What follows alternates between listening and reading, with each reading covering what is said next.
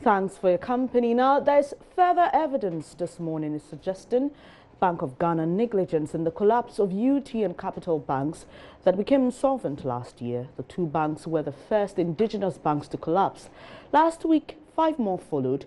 There's since been pressure from executives of other financial institutions and civil society groups for all responsible parties, including Bank of Ghana officials, to be prosecuted. There's more in the following report. A 2014 Bank of Ghana examination and inspection report on the collapse of UT and Capital banks details how the Banking Supervision Department of the Central Bank failed to apply its regulatory authority to stop and punish obvious violations of the law. In the case of UT Bank, the document shows how it violated the single obligor rules of the Central Bank. In one case, the BOG report shows how Ibrahim Mahamad's related companies took loans amounting to 261.4 million cedis and an additional $6.4 million. UT Bank then sought a waiver of the Ibrahim Mahamad related company's single obligor violations. On Capital Bank, the report details what it terms a web of transactions involving insider parties.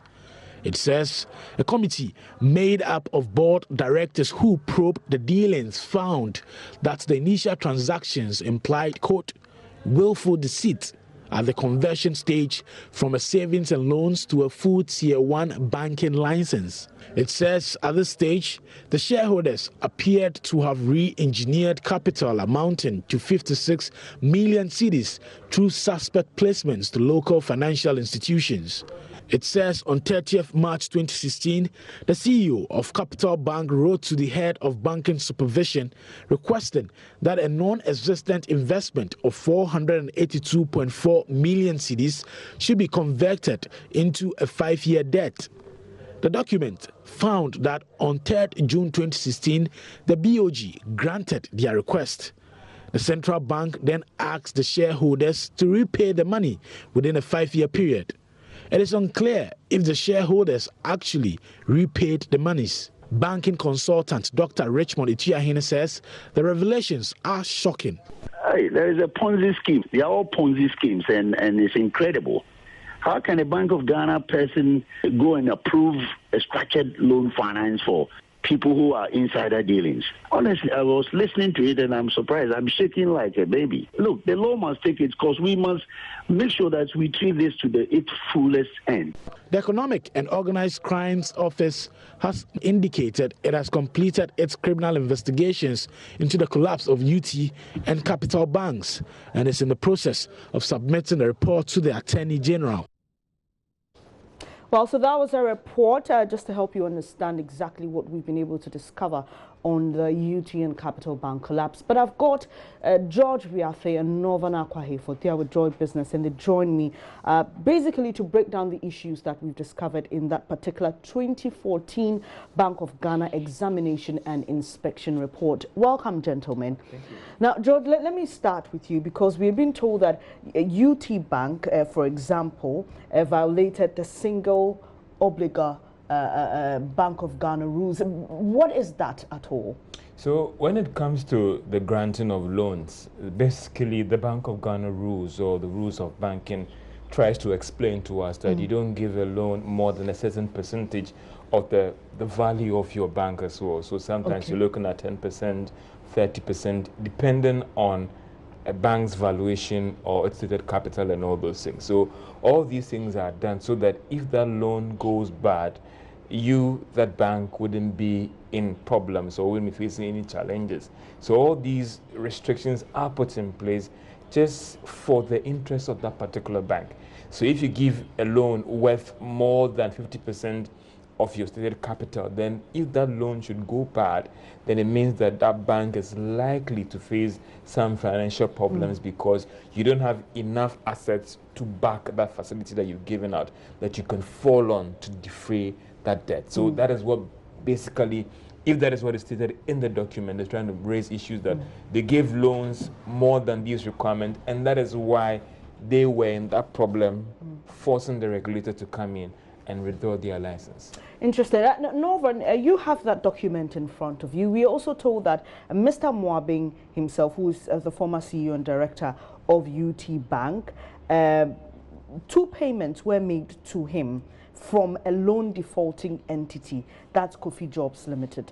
And they spell out other connected party loans that were made. Can you just run us through the details of these and the other connected party loans? Okay, so when you look at the UT banks, I said 2 payments were made to the former CEO and a director, that is Mr. Mwabing, just as you said, from a defaulting entity, Kofi Jobs Limited. And he says that the loans totaled 5 million Ghana cedis and they were never disclosed to the board of the bank. Clearly another violation, is it? So depending on the particular bank, there are rules where you have the credit committee, and sometimes for these banks they have limitations. So for instance, a branch manager can give a loan of a certain amount. If it has to do with a certain amount, it has to come to the credit committee. If it has to do with a certain amount, it has to go to the board of directors. Again, looking at maybe UT stated capital and its exposure and all the rest, maybe $5 million or 5 million Ghana cedis should come to the board for approval. So if that facility didn't go to the board for approval, again, there are clear breaches of banking rules and engagement when it comes to due diligence in granting a loan to an entity. And talking about the related parties again, if my understanding of the layman argument of related parties with respect to a financial institution, then it could mean that we are board members of maybe Benes Abubedu Commercial Bank. Then we have other related companies out there. So then we are giving these loans out to companies that have relationship with these directors, because it's presumed that when it comes to credit delivery and even extension of loans, these companies shouldn't have direct relationship with these individuals, because it has a tendency for you to bend the rules when it comes to extending of credit and all those things. So it means that some of these directors who are connected to these companies were one way or the other connected to these directors in trying to grant that facility to them. All right, Norvan, there's more to that. Yes, and so when you look at what George was talking about, that is the inter-company lending, that is intergroup lending, which is UT Holdings. Don't forget that Mr. Mwabing had what we call the UT Holdings that had properties, had some other companies that were under it. And over there, the holdings alone, as much as 71.6 million Ghana cedis was on lend to these subsidiaries. And just as George said, you know, conflict of interest may come in there. Now we go on, it's a connected party loans that says people who were given monies that were connected to the director or board members of the company. The first one goes to Ibrahim Mohammed's related companies, and that amounted to 261.4 million Ghana cedis in US dollar terms, and then there was also 6.4 million US dollars that was given to that. Quincy Sinteam's related companies also took as much as 84.1 million Ghana cedis, and then the Bell Group's related companies also took an amount of 10.9 million Ghana cedis. I mean, that's for the UT side. These are the monies that went out there. And the report states, it says, the bank sought a waiver of the Ibrahim Muhammad related companies' single obligor violations by the bank. And then he undertook a pass-through $6.4 million transaction by giving Bell Capital Savings and Loans some, I think, 15 million or 5 million. Okay, and this is the same Beige Capital Savings and Loans that became Beige Bank, which has now become a part of the consolidated bank. Exactly. So you see that this report says that, you know, you cannot, and it's not allowed for a savings and loans company to keep dollars or to place dollars with them.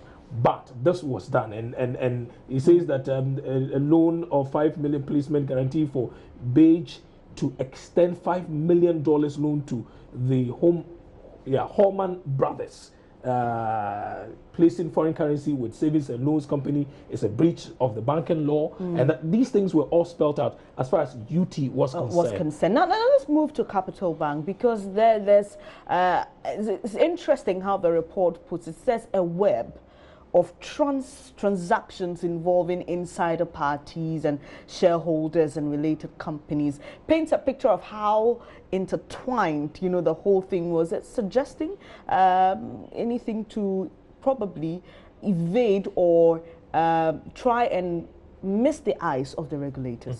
And yes, you're right on that when you make that argument. But the concern here is that there are rules when it comes to banking, and all these rules are meant to ensure that when you take your funds there, they are safe. Anytime you want to call for that funds, you can get it.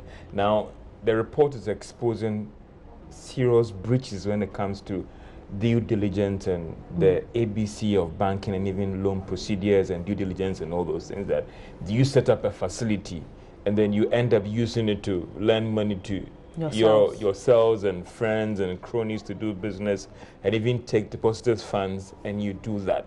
And so it exposes, again, serious supervisory lapses that every day a bank is supposed to, and I don't know whether it's moved to daily basis. I knew about weekly, but I stand to be corrected about liquidity reports that are supposed to go to the Bank of Ghana.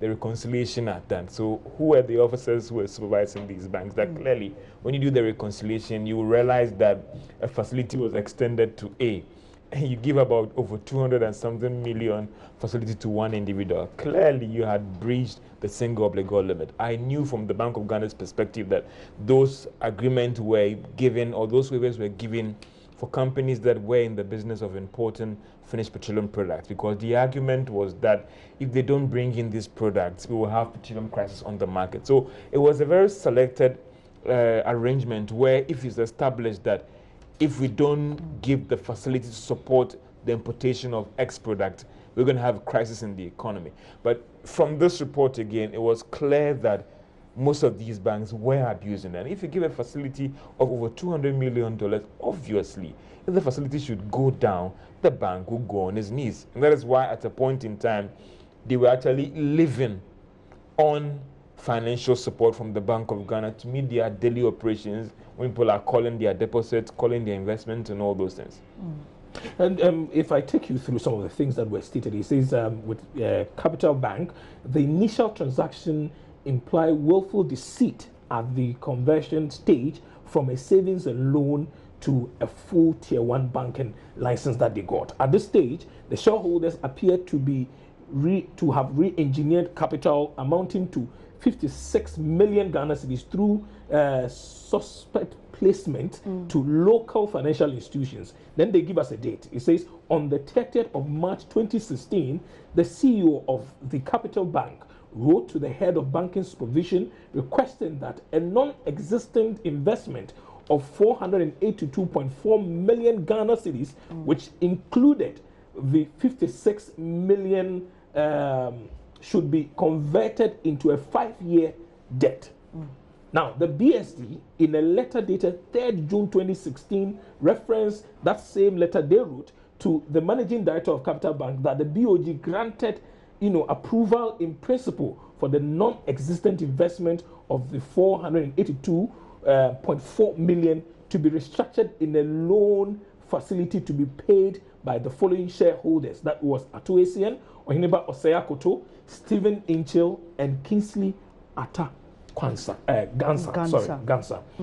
So I mean, you see what really went on in there, and it goes on. This action granted by the BOG could have been avoided in 2015 when the risk assessment report indicated that no capital had been introduced into the bank for the first class 1 license, which is for them to become a first-tier bank that can move into a commercial bank. And so some of the blame, placed at the doorstep of the Bank of Ghana, clearly as to some of the things that they also are seen to have done, which was wrong.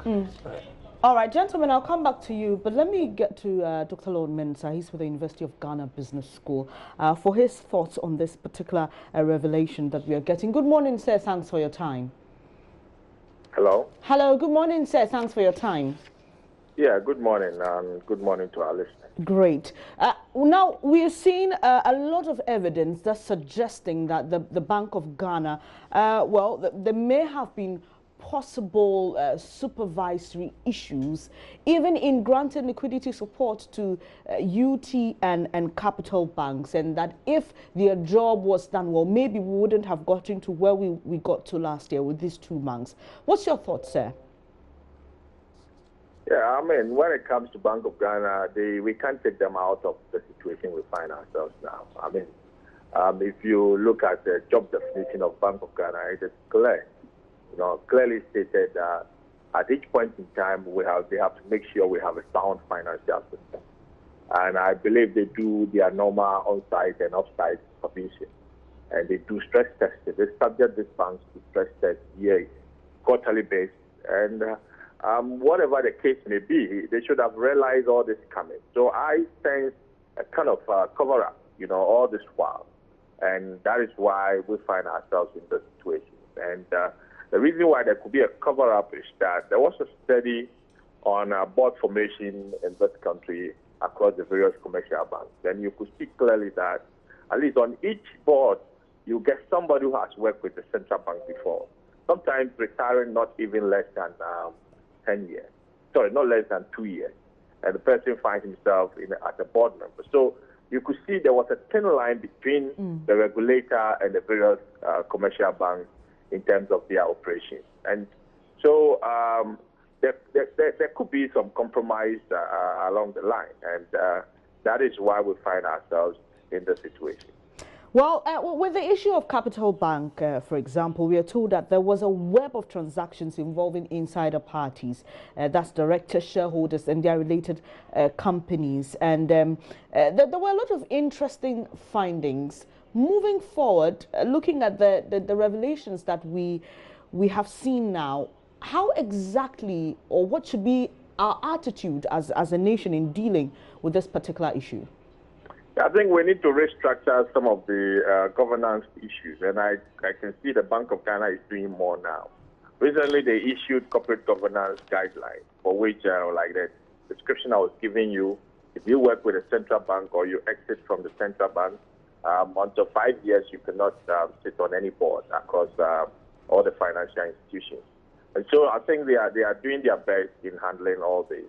See, the financial system is in such a way that anytime there's a loophole, I mean, people can take advantage of it. You cannot dissociate the human behavior from the financial operation.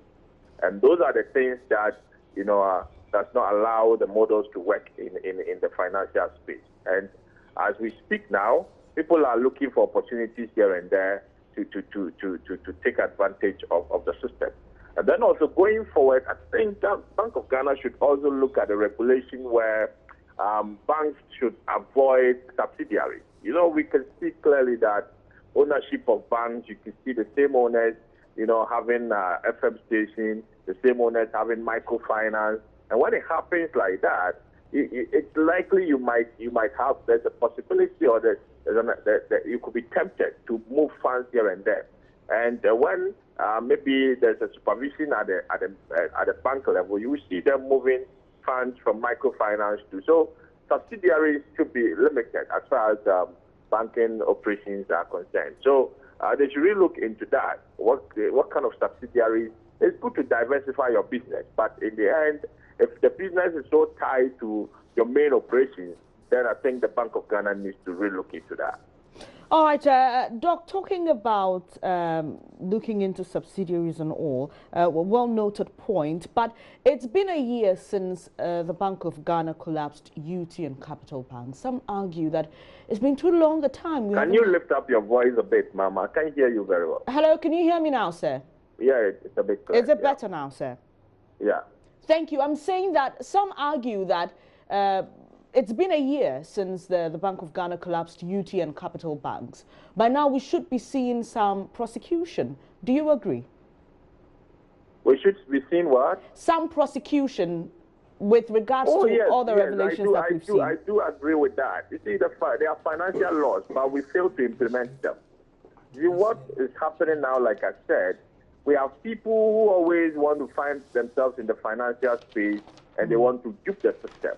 Okay. And if you give any human being the chance, not even here alone, the advanced world where they have serious financial structures, they have a system that has gone through through tests and, they know of the possible loopholes. If they try to block it, you see human beings finding other ways to beat the system. Until you prosecute, people who get themselves involved, you will never solve this problem. Now, as we speak now, Bank of Ghana will tell you that they are quite limited in terms of prosecution, but then they can recommend, and the Attorney General can take over, because whatever the case may be, it boils down to the taxpayers' money. If you look at all that is happening, sometimes the Bank of Ghana needs to issue bonds to rescue the situation, and here and there. And who pays for the bond? It's the taxpayer.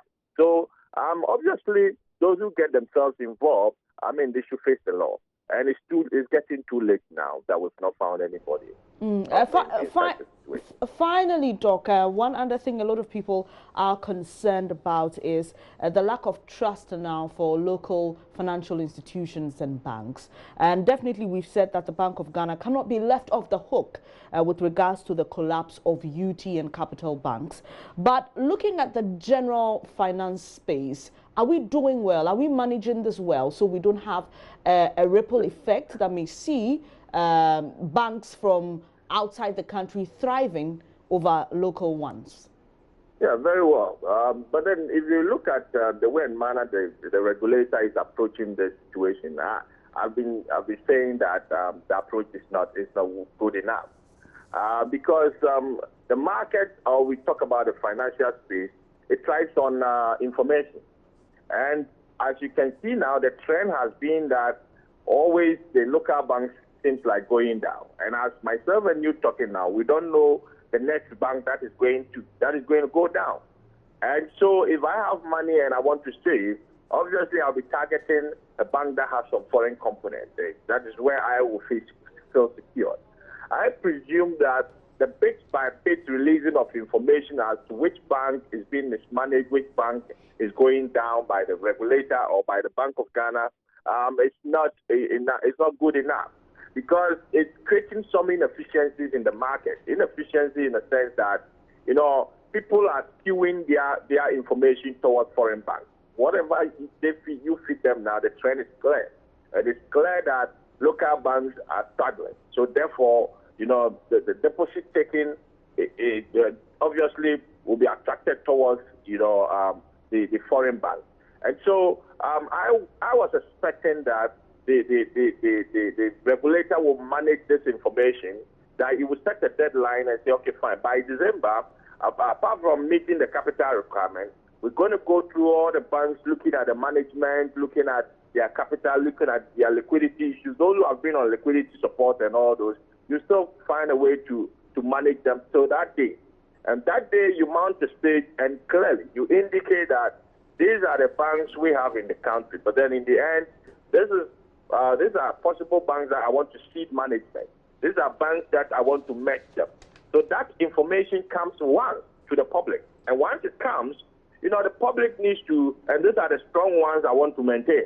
The public then, digest that information, process it, and they will decide where to place their funds. But as we speak now, you are creating a trend, and the trend in the inefficiency is that local banks are struggling. And therefore, if you have your money, send it to foreign banks. That is what is happening. So like I said, the management of the release of this information is not good enough by the regulator. Thank you very much for your time, Dr. Lord Mensah with the University of Ghana Business School. Back to you, gentlemen. Quickly, your final thoughts on this particular issue with regards to UT and Capital banks, and how everybody is saying that, look, the regulator cannot be left off the hook in this. I mean, it's clear that there are serious supervisory lapses, and why do we have regulators in the system? And it's clear negligence of their duties. We take our monies to commercial banks because we know that there's a bigger brother that's going to ensure that all these things are done well.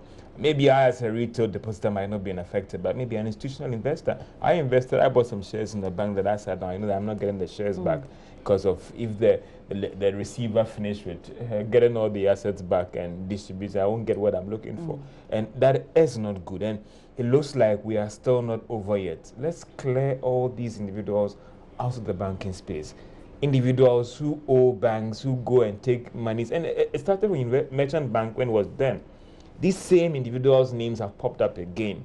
And there's another bank that it was clear that people took money from that bank, they didn't pay.